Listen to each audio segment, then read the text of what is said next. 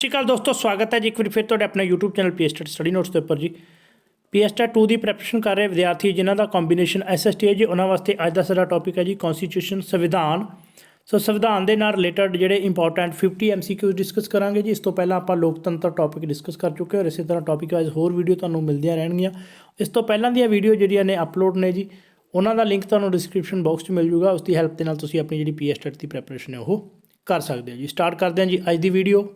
ਸਭ ਤੋਂ ਪਹਿਲਾਂ ਆਪਾਂ ਨੂੰ ਪਤਾ ਹੋਣਾ ਚਾਹੀਦਾ ਕਿ ਸੰਵਿਧਾਨ ਜਿਹੜਾ ਇੱਕ ਮੌਲਿਕ ਕਾਨੂੰਨੀ ਦਸਤਾਵੇਜ਼ ਹੁੰਦਾ, ਜਿਹਦੇ ਅਨੁਸਾਰ ਦੇਸ਼ ਦੀ ਸਰਕਾਰ ਜਿਹੜੇ ਕੰਮ ਕਰਦੀ ਹੈ ਜੀ। ਦੇਸ਼ ਦਾ ਇਹ ਮੂਲ ਕਾਨੂੰਨ ਸਰਕਾਰ ਦੇ ਜਿਹੜੇ ਵੱਖ-ਵੱਖ ਅੰਗ ਨੇ, ਜਿਵੇਂ ਕਾਰਜਪਾਲਿਕਾ, ਵਿਧਾਨਪਾਲਿਕਾ, ਨਿਆਂਪਾਲਿਕਾ, ਉਹਦੇ ਸੰਗਠਨ, ਉਹਦੇ ਕੰਮ, ਉਹਨਾਂ ਦੇ ਆਪਸੀ ਜਿਹੜੇ ਸੰਬੰਧ ਨੇ ਉਹਨਾਂ ਦੀ ਵਿਆਖਿਆ ਕਰਦੀ। ਇਸ ਤੋਂ ਇਲਾਵਾ ਮੌਲਿਕ ਅਧਿਕਾਰ ਕੀ ਨੇ, ਨਾਗਰਿਕਾਂ ਦੇ ਕਰਤੱਵ ਕੀ ਨੇ, ਉਹਦਾ ਜ਼ਿਕਰ ਸੰਵਿਧਾਨ ਦੇ ਵਿੱਚ ਹੁੰਦਾ। ਯਾਨੀ ਕਿ ਪੂਰਾ ਜਿਹੜਾ ਸਰਕਾਰ ਦਾ ਸਿਸਟਮ ਹੈ ਉਹ ਸੰਵਿਧਾਨ ਦੇ ਜਿਹੜੇ ਹੈਗੇ ਨੇ ਕਾਨੂੰਨ, ਜਿਹੜੇ ਸੰਵਿਧਾਨ ਦੇ ਵਿੱਚ ਜਿਹੜੀਆਂ ਧਾਰਾਵਾਂ ਨੇ ਉਹਨਾਂ ਦੇ ਅਕੋਰਡਿੰਗ ਜਿਹੜਾ ਹੈ ਚੱਲਦਾ ਹੈ ਜੀ। ਔਰ ਜੇਕਰ ਪੁੱਛਿਆ ਜਾਏ ਕਿ ਸਭ ਤੋਂ ਉੱਪਰ ਕਾਨੂੰਨ ਕਿਹੜਾ ਹੈ, ਤਾਂ ਸਭ ਤੋਂ ਸ੍ਰੇਸ਼ਟ ਕਾਨੂੰਨ ਜਿਹੜਾ ਹੈ ਉਹ ਸੰਵਿਧਾਨ ਨੂੰ ਮੰਨਿਆ ਜਾਂਦਾ, ਦੇਸ਼ ਦੇ ਸੰਵਿਧਾਨ ਨੂੰ ਮੰਨਿਆ ਜਾਂਦਾ। ਸਟਾਰਟ ਕਰਦੇ ਹਾਂ ਜੀ MCQs। ਫਸਟ ਕੁਐਸਚਨ ਹੈ ਜੀ, ਭਾਰਤੀ ਰਾਸ਼ਟਰੀ ਕਾਂਗਰਸ ਨੇ ਸੰਵਿਧਾਨ ਸਭਾ ਦੇ ਨਿਰਮਾਣ ਦੀ ਮੰਗ ਕਦੋਂ ਕੀਤੀ ਜੀ? ਤਾਂ ਇਸ ਦਾ ਸਹੀ ਆਨਸਰ ਆਏਗਾ ਜੀ ਆਪਸ਼ਨ ਬੀ ਜੀ। 1935 ਈਸਵੀ ਦੇ ਵਿੱਚ ਜਿਹੜਾ ਹੈ ਭਾਰਤੀ ਰਾਸ਼ਟਰੀ ਕਾਂਗਰਸ ਨੇ ਸੰਵਿਧਾਨ ਸਭਾ ਦਾ ਨਿਰਮਾਣ ਦੀ ਮੰਗ ਕੀਤੀ ਸੀ। ਜੇਕਰ ਪੁੱਛਿਆ ਜਾਏ ਕਿ ਸੰਵਿਧਾਨ ਭਾਰਤ ਦਾ ਹੋਂਦ ਕਿਵੇਂ ਆਇਆ, ਹੋਂਦ ਦੇ ਵਿੱਚ ਕਿਸ ਦੁਆਰਾ ਬਣਾਇਆ ਗਿਆ, ਤਾਂ ਇੱਕ ਸੰਵਿਧਾਨ ਸਭਾ ਦੇ ਦੁਆਰਾ ਜਿਹੜਾ ਹੈ ਤਿਆਰ ਕੀਤਾ ਗਿਆ ਜੀ। ਕੁਐਸਚਨ ਨੰਬਰ 2 ਹੈ ਜੀ, ਭਾਰਤੀ ਸੰਵਿਧਾਨ ਲਈ ਸੰਵਿਧਾਨ ਸਭਾ ਦੇ ਗਠਨ ਦੀ ਮੰਗ ਬ੍ਰਿਟਿਸ਼ ਸਰਕਾਰ ਨੇ ਕਦੋਂ ਪ੍ਰਵਾਨ ਕੀਤੀ ਜੀ? ਸੋ ਅੰਗਰੇਜ਼ ਸਰਕਾਰ ਨੇ ਇਹ ਮੰਗ ਕਦੋਂ ਪ੍ਰਵਾਨ ਕੀਤੀ ਸੀ? ਤਾਂ ਪ੍ਰਵਾਨ ਕੀਤੀ ਸੀ ਜੀ ਆਪਸ਼ਨ ਏ, ਅਗਸਤ 1940 ਈਸਵੀ ਦੇ ਵਿੱਚ ਜਿਹੜੀ ਮੰਗ ਹੈ ਉਹ ਪ੍ਰਵਾਨ ਕਰ ਲਈ ਗਈ ਸੀ ਜੀ। ਕੁਐਸਚਨ ਨੰਬਰ 3 ਹੈ ਜੀ, ਕੈਬਨਿਟ ਮਿਸ਼ਨ ਭਾਰਤ ਕਦੋਂ ਪੁੱਜਾ? ਸਹੀ ਆਨਸਰ ਆਏਗਾ ਜੀ ਆਪਸ਼ਨ ਬੀ ਜੀ। 24 ਮਾਰਚ 1946 ਨੂੰ ਕੈਬਨਿਟ ਮਿਸ਼ਨ ਜਿਹੜਾ ਹੈ ਭਾਰਤ ਪੁੱਜਾ ਸੀ ਜੀ।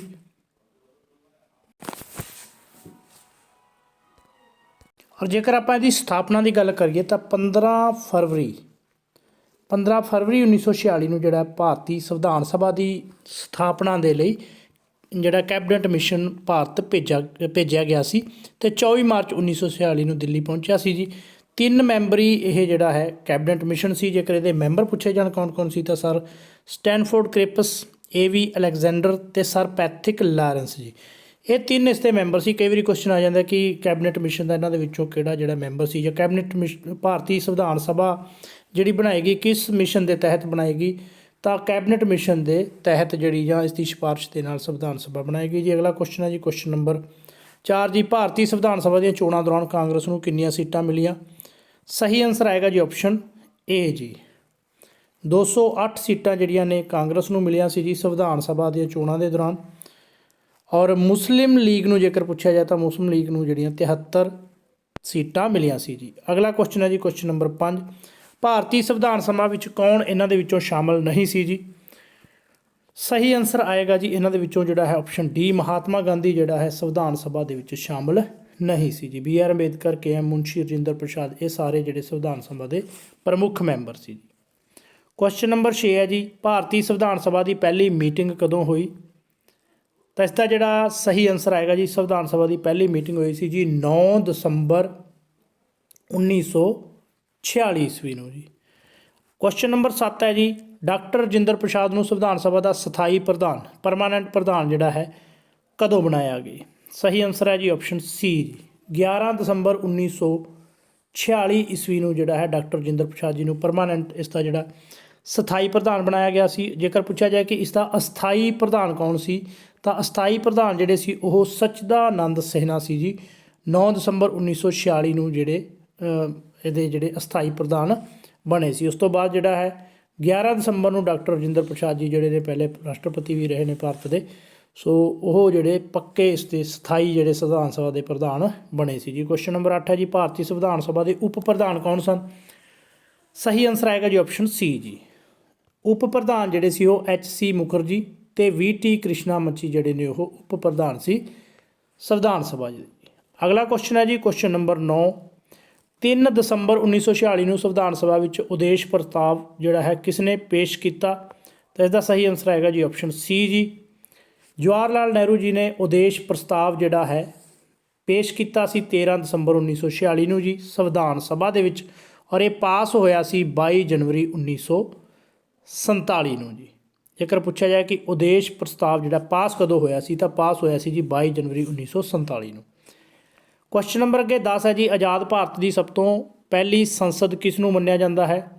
ਸਹੀ ਆਨਸਰ ਆਏਗਾ ਜੀ ਬੀ ਜੀ, ਸੰਵਿਧਾਨ ਸਭਾ ਨੂੰ ਜਿਹੜਾ ਹੈ ਪਹਿਲੀ ਸੰਸਦ ਮੰਨਿਆ ਜਾਂਦਾ ਜੀ। ਕੁਐਸਚਨ ਨੰਬਰ ਅੱਗੇ ਹੈ ਜੀ 11, ਭਾਰਤੀ ਸੰਵਿਧਾਨ ਸਭਾ ਨੇ ਰਾਸ਼ਟਰੀ ਝੰਡੇ ਨੂੰ ਪ੍ਰਵਾਨਗੀ ਕਦੋਂ ਦਿੱਤੀ ਸੀ ਜੀ? ਸਹੀ ਆਨਸਰ ਆਏਗਾ ਜੀ ਆਪਸ਼ਨ ਏ ਜੀ, 22 ਜੁਲਾਈ 1947 ਨੂੰ ਸੰਵਿਧਾਨ ਸਭਾ ਨੇ ਭਾਰਤੀ ਰਾਸ਼ਟਰੀ ਝੰਡੇ ਤਿਰੰਗੇ ਨੂੰ ਜਿਹੜੀ ਪ੍ਰਵਾਨਗੀ ਦਿੱਤੀ ਸੀ ਜੀ। ਔਰ ਜੇਕਰ ਪੁੱਛਿਆ ਜਾਏ ਕਿ ਕਿਸ ਸਮਾਗਮ ਦੇ ਵਿੱਚ ਜਿਹੜੀ ਰਾਸ਼ਟਰੀ ਝੰਡੇ ਨੂੰ ਪ੍ਰਵਾਨਗੀ ਮਿਲੀ ਸੀ, ਤਾਂ ਚੌਥੇ ਸਮਾਗਮ ਦੇ ਵਿੱਚ ਮਿਲੀ ਸੀ। ਔਰ ਇਹ ਜਿਹੜਾ ਚੌਥਾ ਸਮਾਗਮ ਹੈ ਉਹ ਚੱਲਿਆ ਸੀ ਜੀ 14 ਤੋਂ ਲੈ ਕੇ 31 ਜੁਲਾਈ 2000 ਮੂੰਹ ਨਿਕਲ ਗਿਆ ਜੀ 1947 ਤੱਕ ਜੀ। ਕੁਐਸਚਨ ਨੰਬਰ 12 ਜੀ, ਸੰਵਿਧਾਨ ਸਭਾ ਨੇ ਰਾਸ਼ਟਰੀ ਗਾਨ ਨੂੰ ਕਦੋਂ ਮਾਨਤਾ ਦਿੱਤੀ? ਸਹੀ ਆਨਸਰ ਆਏਗਾ ਜੀ ਆਪਸ਼ਨ ਏ ਜੀ, 24 ਜਨਵਰੀ 1950 ਈਸਵੀ ਨੂੰ ਜਿਹੜਾ ਹੈ ਰਾਸ਼ਟਰੀ ਗਾਨ ਨੂੰ ਮਾਨਤਾ ਜਿਹੜੀ ਹੈ ਦਿੱਤੀ ਗਈ ਸੀ ਜੀ। ਸੋ ਰਾਸ਼ਟਰੀ ਗਾਨ ਜਿਹੜਾ ਹੈ ਉਹ ਰਵਿੰਦਰ ਨਾਥ ਟੈਗੋਰ ਜੀ ਦਾ ਲਿਖਿਆ ਹੋਇਆ ਹੈ। ਔਰ ਜੇਕਰ ਪੁੱਛਿਆ ਜਾਏ ਕਿ ਰਾਸ਼ਟਰੀ ਗੀਤ ਕਿਹੜਾ ਹੈ, ਤਾਂ ਰਾਸ਼ਟਰੀ ਗੀਤ ਜਿਹੜਾ ਹੈ ਉਹ ਵੰਦੇ ਮਾਤਰਮ ਹੈ ਜੀ, ਜੋ ਕਿ ਬੈਂਕਮ ਚੰਦਰ ਚੈਟਰਜੀ ਦਾ ਲਿਖਿਆ ਹੋਇਆ ਜੀ। ਸੋ ਇੱਥੇ ਕਈ ਵਾਰੀ ਕਨਫਿਊਜ਼ਨ ਹੋ ਜਾਂਦੀ ਹੈ, ਸੋ ਇੱਥੇ ਧਿਆਨ ਰੱਖਣਾ ਕਿ ਗਾਣ ਪੁੱਛਿਆ ਜਾਂ ਗੀਤ ਪੁੱਛਿਆ ਜੀ। ਜੇਕਰ ਗਾਣ ਪੁੱਛਿਆ ਹੈ ਤਾਂ ਜਨ ਗਣ ਮਨ ਹੈ, ਔਰ ਜੇਕਰ ਗੀਤ ਪੁੱਛਿਆ ਤਾਂ ਵੰਦੇ ਮਾਤਰਮ ਹੈ ਜੀ। ਕਈ ਵਾਰੀ ਕੁਐਸਚਨ ਜਿਹੜਾ ਆ ਜਾਂਦਾ ਕਿ ਭਾਰਤ ਦਾ ਰਾਸ਼ਟਰੀ ਗੀਤ ਕਿਸ ਨੇ ਲਿਖਿਆ? ਗੀਤ ਲਿਖਿਆ ਜੀ ਬੈਂਕਮ ਚੰਦਰ ਚੈਟਰਜੀ ਨੇ। ਔਰ ਜੇਕਰ ਆ ਜਾਏ ਕਿ ਰਾਸ਼ਟਰੀ ਗਾਨ ਕਿਸ ਨੇ ਲਿਖਿਆ, ਤਾਂ ਗਾਨ ਲਿਖਿਆ ਹੈ ਜੀ ਰਵਿੰਦਰ ਨਾਥ ਟੈਗੋਰ ਜੀ ਨੇ। ਨੈਕਸਟ ਹੈ ਜੀ ਕੁਐਸਚਨ ਨੰਬਰ 13, ਭਾਰਤੀ ਸੰਵਿਧਾਨ ਸਭਾ ਨੇ ਡਾਕਟਰ ਰਾਜਿੰਦਰ ਪ੍ਰਸਾਦ ਨੂੰ ਰਾਸ਼ਟਰਪਤੀ ਦੇ ਤੌਰ 'ਤੇ ਕਦੋਂ ਚੁਣਿਆ ਸੀ ਜੀ? ਸਹੀ ਆਨਸਰ ਆਏਗਾ ਆਪਸ਼ਨ ਬੀ ਜੀ, 24 ਜਨਵਰੀ 1950 ਈਸਵੀ ਨੂੰ ਜਿਹੜਾ ਹੈ ਸੰਵਿਧਾਨ ਸਭਾ ਨੇ ਡਾਕਟਰ ਰਾਜਿੰਦਰ ਪ੍ਰਸਾਦ ਜੀ ਨੂੰ ਰਾਸ਼ਟਰਪਤੀ ਚੁਣਿਆ ਸੀ ਜੀ। ਕੁਐਸਚਨ ਨੰਬਰ 14 ਜੀ, ਮਸੌਦਾ ਸਮਿਤੀ ਯਾਨੀ ਕਿ ਡਰਾਫਟਿੰਗ ਕਮੇਟੀ ਦੀ ਨਿਯੁਕਤੀ ਜਿਹੜੀ ਹੈ ਕਦੋਂ ਕੀਤੀ ਗਈ ਸੀ ਜੀ? ਸਹੀ ਆਨਸਰ ਹੈ ਜੀ ਆਪਸ਼ਨ ਸੀ ਜੀ, 29 ਅਗਸਤ 1947 ਈਸਵੀ ਨੂੰ ਜਿਹੜਾ ਹੈ ਡਰਾਫਟਿੰਗ ਕਮੇਟੀ ਦੀ ਨਿਯੁਕਤੀ ਕੀਤੀ ਗਈ ਸੀ, ਜਿਸ ਦੇ 7 ਮੈਂਬਰ ਸੀ ਜੀ। ਜੇਕਰ ਪੁੱਛਿਆ ਜਾਏ ਕਿ ਡਰਾਫਟਿੰਗ ਕਮੇਟੀ ਦੇ ਮੈਂਬਰ ਕਿੰਨੇ ਸੀ, 7 ਸੀ। ਕਿਹੜੇ ਸੀ ਆਪਾਂ ਪਿਛਲੀ ਵੀਡੀਓ 'ਚ ਡਿਸਕਸ ਕਰ ਚੁੱਕੇ ਹਾਂ ਜੀ। ਔਰ ਡਰਾਫਟਿੰਗ ਕਮੇਟੀ ਦੇ ਜਿਹੜੇ ਪ੍ਰਧਾਨ ਸੀ ਉਹ ਡਾਕਟਰ BR ਅੰਬੇਦਕਰ ਸੀ ਜੀ। ਔਰ ਜਿਹੜੀ ਸੰਵਿਧਾਨ ਸਭਾ ਸੀ ਉਸ ਦੇ ਪ੍ਰਧਾਨ ਜਿਹੜੇ ਨੇ ਉਹ ਤੁਸੀਂ ਮੈਨੂੰ ਕਮੈਂਟ ਕਰਕੇ ਦੱਸਣਾ ਜੀ। ਅਗਲਾ ਕੁਐਸਚਨ ਹੈ ਜੀ ਕੁਐਸਚਨ ਨੰਬਰ 15, ਮਸੌਦਾ ਕਮੇਟੀ ਨੇ ਮਸੌਦਾ ਤਿਆਰ ਕਰਕੇ ਕਦੋਂ ਸੰਵਿਧਾਨ ਸਭਾ ਦੇ ਪ੍ਰਧਾਨ ਅੱਗੇ ਪੇਸ਼ ਕੀਤਾ ਜੀ?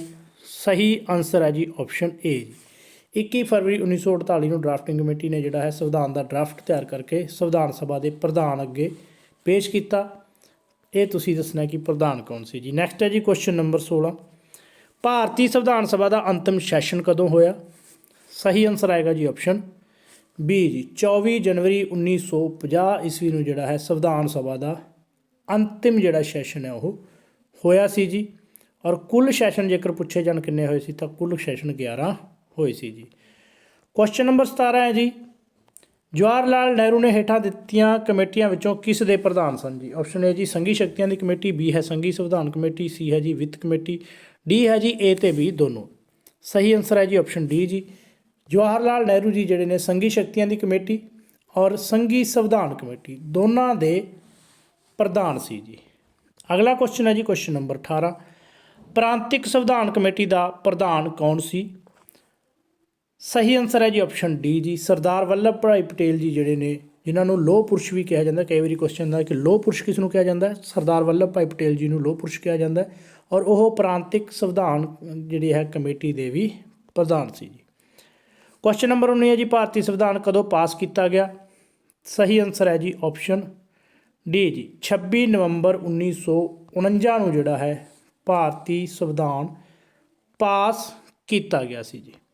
ਕੁਐਸਚਨ ਨੰਬਰ ਅੱਗੇ 20 ਹੈ ਜੀ, ਭਾਰਤੀ ਸੰਵਿਧਾਨ ਲਾਗੂ ਕੀਤਾ ਗਿਆ? ਸਹੀ ਆਨਸਰ ਹੈ ਜੀ ਆਪਸ਼ਨ ਡੀ ਜੀ, 26 ਜਨਵਰੀ 1950 ਨੂੰ ਸੰਵਿਧਾਨ ਜਿਹੜਾ ਲਾਗੂ ਕੀਤਾ ਗਿਆ ਸੀ। ਬਣ ਕੇ ਕਦੋਂ ਤਿਆਰ ਹੋ ਗਿਆ ਸੀ? 26 ਨਵੰਬਰ 1949 ਨੂੰ ਜੀ। 26 ਜਨਵਰੀ 1950 ਨੂੰ ਲਾਗੂ ਕਰਨ ਦਾ ਇੱਕ ਕਾਰਨ ਸੀ ਜਿਹੜਾ ਆਪਾਂ ਪਹਿਲਾਂ ਵੀ ਡਿਸਕਸ ਕੀਤਾ ਹੈ ਕਿ ਲਾਹੌਰ ਦੇ ਵਿੱਚ ਜਿਹੜਾ ਸਮਾਗਮ ਹੋਇਆ ਸੀ ਉਸ ਦੇ ਵਿੱਚ ਜਿਹੜਾ ਸਵਰਾਜ ਮਤਾ ਪਾਸ ਕੀਤਾ ਗਿਆ ਸੀ। ਔਰ 26 ਜਨਵਰੀ ਨੂੰ ਜਿਹੜਾ ਹੈ ਸੁਤੰਤਰਤਾ ਦਿਵਸ ਮਨਾਇਆ ਗਿਆ ਸੀ, ਇਸ ਕਰਕੇ ਜਿਹੜਾ ਸੰਵਿਧਾਨ ਹੈ ਉਹ 26 ਜਨਵਰੀ 1950 ਨੂੰ ਲਾਗੂ ਕੀਤਾ ਗਿਆ ਸੀ ਜੀ। ਅੱਗੇ ਕੁਐਸਚਨ ਹੈ ਜੀ, ਕੁਐਸਚਨ ਨੰਬਰ 21, ਸੰਸਦੀ ਸਰਕਾਰ ਅਤੇ ਕਾਨੂੰਨ ਦੇ ਸ਼ਾਸਨ ਦਾ ਸਿਧਾਂਤ ਕਿਸ ਦੇਸ਼ ਤੋਂ ਲਿਆ ਗਿਆ ਹੈ ਜੀ? ਸਹੀ ਆਨਸਰ ਹੈ ਜੀ ਆਪਸ਼ਨ ਏ ਜੀ, ਇੰਗਲੈਂਡ ਤੋਂ ਲਿਆ ਗਿਆ ਜੀ। ਸੰਸਦੀ ਸਰਕਾਰ ਦਾ ਸਿਧਾਂਤ ਜਿਹੜਾ ਹੈ ਵੱਖ-ਵੱਖ ਦੇਸ਼ਾਂ ਦੇ ਸੰਵਿਧਾਨ ਤੋਂ ਬਹੁਤ ਕੁਝ ਲਿਆ ਗਿਆ ਆਪਣੇ ਭਾਰਤੀ ਸੰਵਿਧਾਨ ਦੇ ਵਿੱਚ, ਇਸੇ ਕਰਕੇ ਇਸ ਨੂੰ ਆਧਾਰ ਦਾ ਥੈਲਾ ਜਾਂ ਵਕੀਲਾਂ ਦਾ ਸਵਰਗ ਵੀ ਕਿਹਾ ਜਾਂਦਾ ਹੈ ਜੀ। ਔਰ ਸੰਸਦੀ ਸਰਕਾਰ ਔਰ ਕਾਨੂੰਨ ਦਾ ਸ਼ਾਸਨ ਜੀ, ਦੋਨੋਂ ਸਿਧਾਂਤ ਲਏ ਗਏ ਨੇ ਇੰਗਲੈਂਡ ਦੇ ਸੰਵਿਧਾਨ ਤੋਂ। ਕੁਐਸਚਨ ਨੰਬਰ 22 ਜੀ, ਭਾਰਤੀ ਸੰਵਿਧਾਨ 'ਤੇ ਗਹਿਰਾ ਪ੍ਰਭਾਵ ਹੈ। ਸਹੀ ਆਨਸਰ ਆਏਗਾ ਜੀ ਆਪਸ਼ਨ ਸੀ, 1935 ਦੇ ਐਕਟ ਦੇ ਵਿੱਚੋਂ ਬਹੁਤ ਕੁਝ ਲਿਆ ਗਿਆ ਜੀ ਭਾਰਤੀ ਸੰਵਿਧਾਨ ਦੇ ਵਿੱਚ ਜੀ। ਕੁਐਸਚਨ ਨੰਬਰ 23 ਹੈ ਜੀ, ਭਾਰਤੀ ਸੰਵਿਧਾਨ ਦੀ ਆਤਮਾ ਕਿਹਾ ਜਾਂਦਾ ਹੈ। ਤਾਂ ਭਾਰਤੀ ਸੰਵਿਧਾਨ ਦੀ ਆਤਮਾ ਕਿਹਾ ਜਾਂਦਾ ਹੈ ਜੀ ਆਪਸ਼ਨ ਸੀ, ਭਾਰਤੀ ਸੰਵਿਧਾਨ ਦੀ ਪ੍ਰਸਤਾਵਨਾ ਨੂੰ ਜੀ।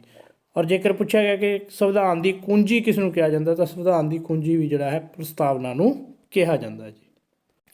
ਕੁਐਸਚਨ ਨੰਬਰ 24 ਹੈ ਜੀ, ਸੰਸਾਰ ਦਾ ਸਭ ਤੋਂ ਪਹਿਲਾ ਦੇਸ਼ ਜਿਸ ਨੇ ਸੰਵਿਧਾਨ ਵਿੱਚ ਪ੍ਰਸਤਾਵਨਾ ਸ਼ਾਮਿਲ ਕੀਤੀ ਜੀ? ਸਹੀ ਆਨਸਰ ਹੈ ਜੀ ਆਪਸ਼ਨ ਬੀ ਜੀ, ਅਮਰੀਕਾ ਜੀ। ਸੋ ਅਮਰੀਕਾ ਨੇ ਸਭ ਤੋਂ ਪਹਿਲਾਂ ਜਿਹੜਾ ਹੈ ਸੰਵਿਧਾਨ ਦੇ ਵਿੱਚ ਪ੍ਰਸਤਾਵਨਾ ਸ਼ਾਮਿਲ ਕੀਤੀ ਸੀ। ਔਰ ਇਹ ਜਿਹੜੀ ਬਣਾਇਆ ਸੀ ਸੰਵਿਧਾਨ, ਉਹ 1787 ਈਸਵੀ ਦੇ ਵਿੱਚ ਬਣਾਇਆ ਸੀ। ਅੱਗੇ ਹੈ ਜੀ ਕੁਐਸਚਨ ਨੰਬਰ 25, ਮੌਲਿਕ ਅਧਿਕਾਰ ਭਾਰਤੀ ਸੰਵਿਧਾਨ ਵਿੱਚ ਲਏ ਗਏ। ਸਹੀ ਆਨਸਰ ਹੈ ਜੀ ਆਪਸ਼ਨ ਏ ਜੀ। ਬਹੁਤ ਇੰਪੋਰਟੈਂਟ ਕੁਐਸਚਨ ਹੈ ਜੀ। ਮੌਲਿਕ ਅਧਿਕਾਰਾਂ 'ਤੇ ਇੱਕ ਪ੍ਰੋਪਰ ਵੀਡੀਓ ਮਿਲੂਗੀ ਤੁਹਾਨੂੰ ਬਹੁਤ ਜਲਦੀ, ਕਿਉਂਕਿ ਮੌਲਿਕ ਅਧਿਕਾਰਾਂ ਦੇ ਵਿੱਚੋਂ ਹਰ ਸਾਲ ਇੱਕ ਜਿਹੜਾ ਕੁਐਸਚਨ ਹੈ ਉਹ ਆਉਂਦਾ ਹੈ। ਔਰ ਇਸ ਦੇ ਨਾਲ ਰਿਲੇਟਡ ਕੁਐਸਚਨ ਪੁੱਛਿਆ ਜਾ ਸਕਦਾ ਹੈ ਕਿ ਕਿਸ ਭਾਗ ਦੇ ਵਿੱਚ ਮੌਲਿਕ ਅਧਿਕਾਰ ਸ਼ਾਮਲ ਨੇ, ਫੰਡਾਮੈਂਟਲ ਰਾਈਟ ਸ਼ਾਮਲ ਨੇ, ਭਾਗ ਤੀਜੇ ਦੇ ਵਿੱਚ ਸ਼ਾਮਲ ਨੇ। ਅਨੁਛੇਦ ਪੁੱਛ ਲਿਆ ਜਾਂਦਾ ਕਿ ਕਿਸ ਅਨੁਛੇਦ ਤੋਂ ਕਿਸ ਅਨੁਛੇਦ ਤੱਕ ਜਿਹੜੇ ਨੇ ਭਾਰਤੀ ਸੰਵਿਧਾਨ ਦੇ ਵਿੱਚ ਮੌਲਿਕ ਅਧਿਕਾਰ ਦਿੱਤੇ ਗਏ ਨੇ, 12 ਤੋਂ 35 ਤੱਕ ਜੀ। ਅਮਰੀਕਾ ਦੇ ਸੰਵਿਧਾਨ ਤੋਂ ਲੈ ਗਏ ਨੇ, ਭਾਗ ਤੀਜੇ ਵਿੱਚ ਦਰਜ ਨੇ, ਅਨੁਛੇਦ 12 ਤੋਂ 35 ਦੇ ਵਿੱਚ ਇਹਨਾਂ ਦਾ ਜ਼ਿਕਰ ਹੈ ਜੀ। ਕੁਐਸਚਨ ਨੰਬਰ 26 ਹੈ ਜੀ, ਭਾਰਤੀ ਸੰਵਿਧਾਨ ਦੇ ਅਨੁਛੇਦ ਪਹਿਲੇ ਵਿੱਚ ਭਾਰਤ ਨੂੰ ਰਾਜਾਂ ਦਾ ਸੰਗ੍ਰਹਿ ਕਿਹਾ ਗਿਆ ਹੈ। ਯੂਨੀਅਨ ਸ਼ਬਦ ਲਿਆ ਗਿਆ ਹੈ ਜੀ। ਸਹੀ ਆਨਸਰ ਹੈ ਜੀ ਆਪਸ਼ਨ ਬੀ ਜੀ। ਸੋ ਜਿਹੜਾ ਯੂਨੀਅਨ ਸ਼ਬਦ ਹੈ ਉਹ ਲਿਆ ਗਿਆ ਜਿਹੜਾ ਹੈ ਆਪਸ਼ਨ ਬੀ, ਕੈਨੇਡਾ ਤੋਂ ਜੀ। ਸੋ ਸੰਘੀ ਵਿਵਸਥਾ ਵੀ ਕੈਨੇਡਾ ਤੋਂ ਲਈ ਗਈ ਹੈ।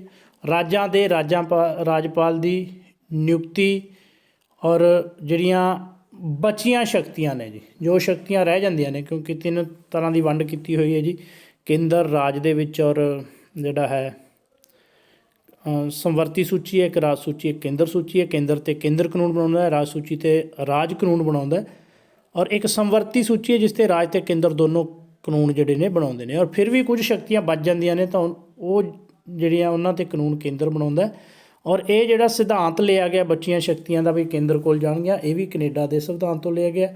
ਰਾਜਪਾਲ ਦੀ ਨਿਯੁਕਤੀ ਵੀ ਕੈਨੇਡਾ ਦੇ ਸੰਵਿਧਾਨ ਤੋਂ, ਔਰ ਸੰਘੀ ਵਿਵਸਥਾ ਵੀ ਕੈਨੇਡਾ ਦੇ ਸੰਵਿਧਾਨ ਤੋਂ ਲਈ ਗਈ ਹੈ ਜੀ। ਅਗਲਾ ਕੁਐਸਚਨ ਹੈ ਜੀ ਕੁਐਸਚਨ ਨੰਬਰ 27, ਰਾਜ ਸਭਾ ਦੇ 12 ਮੈਂਬਰਾਂ ਦੀ ਨਿਯੁਕਤੀ ਦੀ ਵਿਵਸਥਾ ਕਿਸ ਸੰਵਿਧਾਨ ਦੀ ਦੇਣ ਹੈ ਜੀ? ਸੋ ਆਪਾਂ ਨੂੰ ਪਤਾ ਕਿ ਰਾਸ਼ਟਰਪਤੀ ਜਿਹੜਾ ਹੈ 12 ਮੈਂਬਰਾਂ ਦੀ ਨਿਯੁਕਤੀ ਕਰਦਾ ਹੈ ਰਾਜ ਸਭਾ ਦੇ ਵਿੱਚ ਜੀ। ਰਾਜ ਸਭਾ ਇੱਕ ਸਥਾਈ ਸਦਨ ਹੈ ਜੀ, ਪਰਮਾਨੈਂਟ ਸਦਨ ਹੈ। ਔਰ ਇਸ ਦੇ 12 ਮੈਂਬਰ ਨਿਯੁਕਤ ਕੀਤੇ ਜਾਂਦੇ ਨੇ ਜਿਨ੍ਹਾਂ ਨੇ ਸਾਹਿਤ, ਕਲਾ, ਵਿਗਿਆਨ ਦੇ ਵਿੱਚ ਕੁਝ ਵਧੀਆ ਕੀਤਾ ਹੁੰਦਾ। ਔਰ ਇਹਨਾਂ ਦੀ ਨਿਯੁਕਤੀ ਲਈ ਕਿਸ ਸੰਵਿਧਾਨ ਤੋਂ ਗਈ ਹੈ? ਸਹੀ ਆਨਸਰ ਹੈ ਜੀ ਆਪਸ਼ਨ ਸੀ ਜੀ, ਆਇਰਲੈਂਡ ਦੇ ਸੰਵਿਧਾਨ ਤੋਂ ਇਹ ਜਿਹੜਾ ਸਿਧਾਂਤ ਹੈ ਲਿਆ ਗਿਆ, ਰਾਜ ਸਭਾ ਦੇ ਮੈਂਬਰ ਨਿਯੁਕਤ ਕਰਨ ਦਾ ਰਾਸ਼ਟਰਪਤੀ ਦੁਆਰਾ ਜਿਹੜੇ। ਅੱਗੇ ਹੈ ਜੀ ਕੁਐਸਚਨ ਨੰਬਰ 28, ਨੀਤੀ ਦੇ ਨਿਰਦੇਸ਼ਕ ਸਿਧਾਂਤ ਕਿਸ ਦੇਸ਼ ਤੋਂ ਲੈ ਗਏ ਨੇ?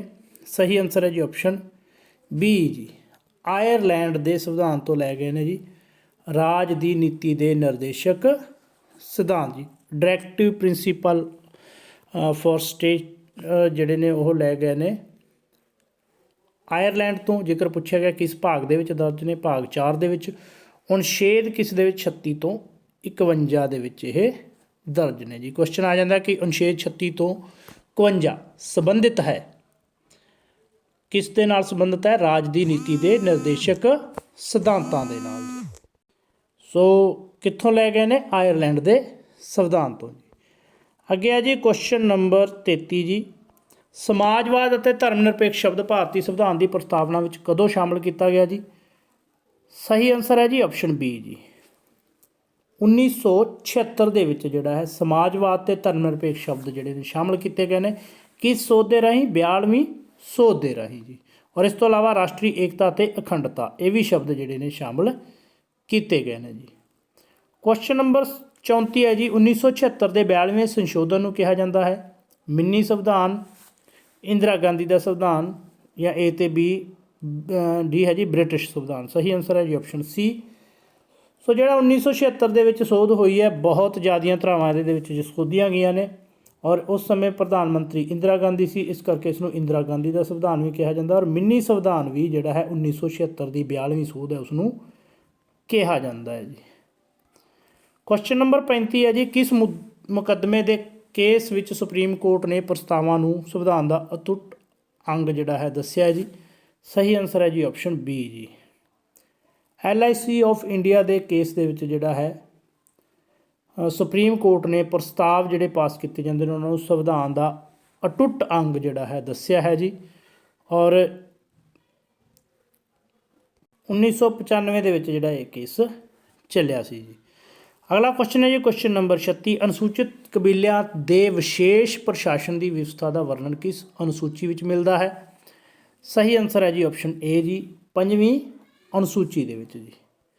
ਕੁਐਸਚਨ ਨੰਬਰ ਅੱਗੇ 37 ਹੈ ਜੀ ਕਿਸ ਅਨੁਸੂਚੀ ਵਿੱਚ ਅਸਾਮ, ਮੇਘਾਲਿਆ, ਤ੍ਰਿਪੁਰਾ ਅਤੇ ਮਿਜ਼ੋਰਮ ਲਈ ਵਿਸ਼ੇਸ਼ ਪ੍ਰਸ਼ਾਸਨ ਦੀ ਵਿਵਸਥਾ ਕੀਤੀ ਗਈ ਹੈ।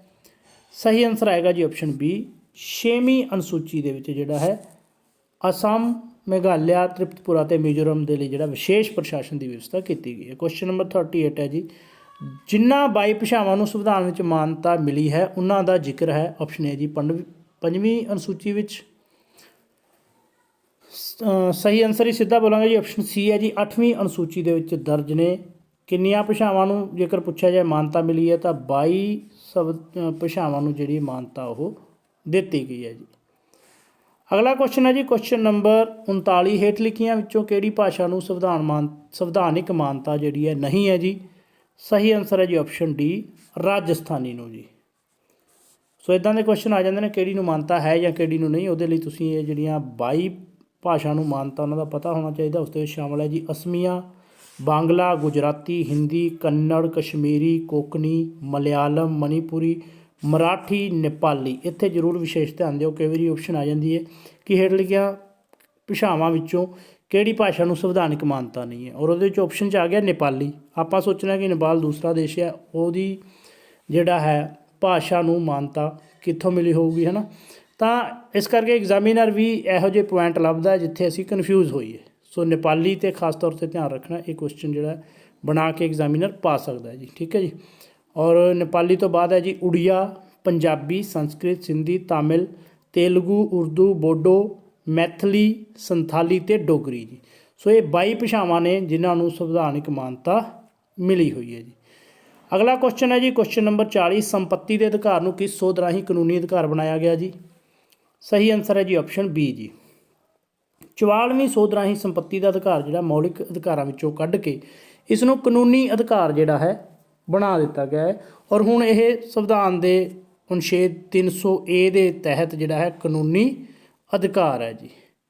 ਔਰ 19 ਜੂਨ 1979 ਤੱਕ ਜਿਹੜਾ ਹੈ ਸੰਪੱਤੀ ਦਾ ਅਧਿਕਾਰ ਮੌਲਿਕ ਅਧਿਕਾਰ ਰਿਹਾ ਜੀ। ਕੁਐਸਚਨ ਨੰਬਰ ਹੈ ਜੀ 41 ਭਾਰਤੀ ਨਾਗਰਿਕਾਂ ਲਈ ਵੋਟ ਦੇ ਅਧਿਕਾਰ ਦੀ ਉਮਰ 21 ਸਾਲ ਤੋਂ ਘਟਾ ਕੇ 18 ਸਾਲ ਕੀਤੀ ਗਈ ਜੀ 1999 ਦੇ ਵਿੱਚ ਜੀ 1989 ਦੇ ਵਿੱਚ ਕਿਸ ਸੋਧ ਦੇ ਤਹਿਤ ਹੋਈ ਇਹ ਜਿਹੜੀ ਉਮਰ ਘਟ ਕੇ 21 ਤੋਂ 18 ਸਾਲ। ਸਹੀ ਆਨਸਰ ਹੈ ਜੀ ਆਪਸ਼ਨ ਏ ਜੀ। ਸਹੀ ਆਨਸਰ ਹੈ ਆਪਸ਼ਨ ਏ ਜੀ 61ਵੀਂ ਸੋਧ ਦੇ ਰਾਹੀਂ ਜਿਹੜੀ ਹੈ ਉਮਰ 21 ਸਾਲ ਤੋਂ ਘਟਾ ਕੇ 18 ਸਾਲ ਕਰ ਦਿੱਤੀ ਗਈ। ਕੁਐਸਚਨ ਬਣ ਕੇ ਇੱਥੇ ਵੀ ਐਗਜ਼ਾਮੀਨਰ ਕਨਫਿਊਜ਼ ਕਰ ਸਕਦਾ। ਕੁਐਸਚਨ ਦੂਸਰੇ ਤਰੀਕੇ ਨਾਲ ਪੁੱਛ ਸਕਦਾ ਕਿ ਜਿਹੜੀ ਹੈ ਕੁਐਸਚਨ ਬਣਾ ਕੇ ਪਾ ਸਕਦਾ ਕਿ 1900 ਜਿੱਦਾਂ ਕਿ 70 ਦੇ ਵਿੱਚ ਜਿਹੜਾ ਹੈ ਵੋਟ ਪਾਉਣ ਦੀ ਉਮਰ ਜਿਹੜੀ ਹੈ ਕਿੰਨੀ ਸੀ। ਤਾਂ ਇੱਥੇ ਜਦੋਂ ਆਪਾਂ ਨੂੰ ਇਹਦਾ ਕਲੀਅਰ ਸਾਲ ਪਤਾ ਹੋਊਗਾ ਕਿ ਇਸ ਤੋਂ ਬਾਅਦ ਜਿਹੜੀ ਹੈ 18 ਸਾਲ ਹੋਈ ਹੈ ਤਾਂ ਇੱਥੇ ਕੁਐਸਚਨ ਦਾ ਆਨਸਰ ਆਊਗਾ 21 ਸਾਲ ਜੀ। ਠੀਕ ਹੈ ਜੀ। ਇੱਦਾਂ ਦੇ ਕੁਐਸਚਨ ਜਿਹੜੇ ਪੁੱਛੇ ਜਾ ਸਕਦੇ। ਕੁਐਸਚਨ ਨੰਬਰ 42 ਜੀ, ਸਨ 2002 ਵਿੱਚ ਹੋਈ 86ਵੀਂ ਸੰਵਿਧਾਨਕ ਸੋਧ ਰਾਹੀਂ ਸੰਵਿਧਾਨ ਵਿੱਚ ਕਿਹੜਾ ਅਨੁਛੇਦ ਨਵਾਂ ਸ਼ਾਮਲ ਕੀਤਾ ਗਿਆ ਜੀ? ਸਹੀ ਆਨਸਰ ਹੈ ਜੀ ਆਪਸ਼ਨ ਸੀ ਜੀ, 21A ਜਿਹੜਾ ਹੈ ਨਵਾਂ ਸ਼ਾਮਲ ਕੀਤਾ ਗਿਆ ਜੀ 2002 ਵਿੱਚ ਹੋਈ 86ਵੀਂ ਸੰਵਿਧਾਨਕ ਸੋਧ ਦੇ ਰਾਹੀਂ ਜੀ। ਔਰ ਇਸ ਦੇ ਵਿੱਚ ਜਿਹੜਾ ਹੈ ਜੋੜਿਆ ਗਿਆ ਉਹ ਕਿ 6 ਤੋਂ 14 ਸਾਲ ਦੇ ਜਿਹੜੇ ਬੱਚੇ ਨੇ, ਬਹੁਤ ਇੰਪੋਰਟੈਂਟ ਹੈ ਇਹ, ਕਿ 6 ਤੋਂ 14 ਸਾਲ ਤੱਕ ਦੇ ਜਿਹੜੇ ਬੱਚੇ ਨੇ ਸਾਰੇ ਬੱਚਿਆਂ ਲਈ ਮੁਫਤ ਅਤੇ ਜ਼ਰੂਰੀ ਸਿੱਖਿਆ ਦਾ ਪ੍ਰਬੰਧ ਜਿਹੜਾ ਹੈ ਇਹ ਅਨੁਛੇਦ ਕਰਦਾ ਹੈ ਜੀ 21A। ਕਦੋਂ ਜੋੜਿਆ ਗਿਆ? 2002 ਦੇ ਵਿੱਚ ਜੀ। ਕਿਸ ਸੋਧ ਦੇ ਤਹਿਤ ਜੋੜਿਆ ਗਿਆ? ਜਾਂ ਆ ਸਕਦਾ ਕਿ 6 ਤੋਂ 14 ਸਾਲ ਦੇ ਬੱਚਿਆਂ ਲਈ ਮੁਫਤ ਅਤੇ ਲਾਜ਼ਮੀ ਸਿੱਖਿਆ ਦਾ ਜਿਹੜਾ ਪ੍ਰਾਵਧਾਨ ਹੈ ਕਦੋਂ ਕੀਤਾ ਗਿਆ? 86ਵੀਂ ਸੋਧ 2002 ਦੇ ਰਾਹੀਂ। ਸਿੱਖਿਆ ਦੇ ਨਾਲ ਜੁੜਿਆ ਹੋਇਆ ਪਤਾ ਹੋਣਾ ਚਾਹੀਦਾ। ਕੁਐਸਚਨ ਨੰਬਰ 43 ਜੀ, ਸਵਰਨ ਸਿੰਘ ਕਮੇਟੀ ਦਾ ਸੰਬੰਧ ਹੈ। ਸਹੀ ਆਨਸਰ ਹੈ ਜੀ ਆਪਸ਼ਨ ਏ ਜੀ, ਮੌਲਿਕ ਕਰਤੱਵਾਂ ਦੇ ਨਾਲ ਜਿਹੜਾ ਹੈ ਸੰਬੰਧ ਹੈ ਜੀ ਸਵਰਨ ਸਿੰਘ ਕਮੇਟੀ ਦਾ। ਔਰ ਇਸ ਕਮੇਟੀ ਦੀ ਸਿਫਾਰਿਸ਼ ਦੇ ਨਾਲ 11 ਮੌਲਿਕ ਕਰਤੱਵ ਜਿਹੜੇ ਨੇ ਸੰਵਿਧਾਨ ਦੇ ਵਿੱਚ ਦਰਜ ਨੇ ਜੀ। ਔਰ 42ਵਾਂ ਸੰਸ਼ੋਧਨ 1976 ਦੇ ਰਾਹੀਂ ਇਹ ਜੋੜੇ ਗਏ ਨੇ ਅਨੁਛੇਦ 51A ਦੇ ਵਿੱਚ ਜੀ। ਸੋ 51A ਦੇ ਵਿੱਚ ਜੋੜੇ ਗਏ ਨੇ 1976 ਦੇ ਵਿੱਚ। ਕੁਐਸਚਨ ਆ ਸਕਦਾ ਜਿਹੜੇ ਹੈ ਮੌਲਿਕ ਕਰਤੱਵ ਕਦੋਂ ਜੋੜੇ ਗਏ ਸੰਵਿਧਾਨ ਦੇ ਵਿੱਚ? ਤਾਂ 1976 ਦੇ ਵਿੱਚ। ਕਿਸ ਸੋਧ ਦੇ ਰਾਹੀਂ? 42ਵੇਂ ਸੰਸ਼ੋਧਨ ਦੇ ਰਾਹੀਂ। ਕਿਸ ਅਨੁਛੇਦ ਦੇ ਵਿੱਚ? 51A ਅਨੁਛੇਦ ਦੇ ਵਿੱਚ। ਔਰ ਲੈ ਕਿੱਥੋਂ ਗਏ ਨੇ? ਕਿਸ ਦੇਸ਼ ਤੋਂ? ਕਿਹੜੇ ਦੇਸ਼ ਦਾ ਸੰਕਲਪ ਹੈ ਇਹ? ਸੋਵੀਅਤ, ਪੂਰਵ ਸੋਵੀਅਤ ਸੰਘ ਜੀ, ਜਿਹਨੂੰ ਰੂਸ ਕਹਿੰਦੇ ਆ, ਉੱਥੋਂ ਇਹ, ਉਸ ਦੇਸ਼ ਤੋਂ ਇਹ ਲੈ ਗਏ ਨੇ ਜੀ।